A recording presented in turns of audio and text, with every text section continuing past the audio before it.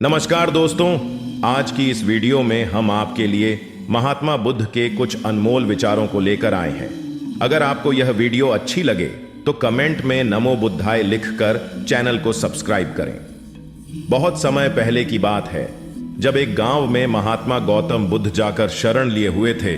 काफी लंबा सफर तय करने के बाद बुद्ध थोड़ा आराम करने के लिए उसे गांव में रुके हुए थे, परंतु लोग उनसे अपनी समस्या का हल मांगने के लिए हमेशा बुद्ध के पास पहुंच जाते थे।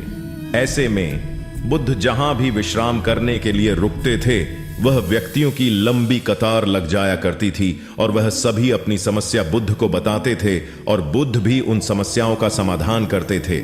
उसी गांव में एक सड़क के थोड़े किनारे पर एक भिखारी बैठा करता था। वह यह रोज देखता कि लोग अपने दुख दर्द और अपनी गंभीर से गंभीर रूपी समस्या को लेकर आते हैं, और जब वहां से जाते हैं तो उनका चेहरा बेहद खिलखिला रहा होता है। वे मुस्कुरा रहे होते हैं और नए जोश के साथ भरे दिखते हैं। भिखारी के मन में यह विचार आया कि क्यों न वह भी बुद्ध के पास जाए और उन्हें अपना हाल कह सुनाए, परंतु वह डरता था। इसके बाद एक दिन गहरे चिंतन के बाद वह भिखारी बुद्ध के पास गया। लोग लंबी लाइन में खड़े रहते और एक एक कर अपनी समस्या का समाधान लेकर वहां से चले जाते। ऐसे में गौतम बुद्ध के चेहरे पर सदा मुस्कान रहती और वे हमेशा इसी तरह समस्या का हल बताते। भिखारी भी जब उनके पास पहुंचा तो उन्हें प्रणाम करता हुआ बोला, हे भगवन, इस जगह पर सारे लोग खुश व समृद्ध हैं, पर मैंने तो ऐसा कुछ नहीं करा जिससे मुझे जीवन का दुख झेलना पड़ रहा है।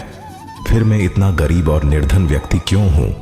इस पर बुद्ध बोले, तुम गरीब और निर्धन इसलिए हो क्योंकि तुमने आज तक सिर्फ मांगा है, किसी को कुछ दिया नहीं है।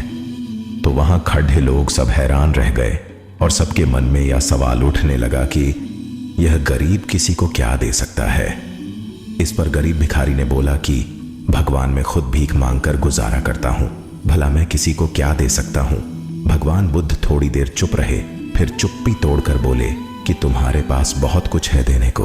ईश्वर ने तुम्हें बहुत कुछ दिया है बांटने के लिए, जिसमें सबसे पहले तुम्हारे यह 2 हाथ है, जिनसे तुम लोगों की मदद या सेवा के लिए इस्तेमाल कर सकते हो। तुम्हारे पास मुस्कुराहट है, जिसे देकर तुम दूसरों में नई ऊर्जा का संचार कर सकते हो। मुंह से 2 मीठी बातें बोल सकते हो। ईश्वर ने जिसको यह 3 चीजें दी हैं, उसको कभी कोई निर्धन और दुखी नहीं कर सकता है। निर्धन होने का विचार तो सिर्फ हमारे मन में पनपता है। यह एक सिर्फ भ्रम है जिससे तुम्हें उभरना चाहिए और अपनी जिंदगी की नई शुरुआत करनी चाहिए। हम उम्मीद करते हैं आपको यह कहानी जरूर पसंद आई होगी। अगर आपको यह कहानी अच्छी लगी हो तो इस वीडियो को लाइक करें।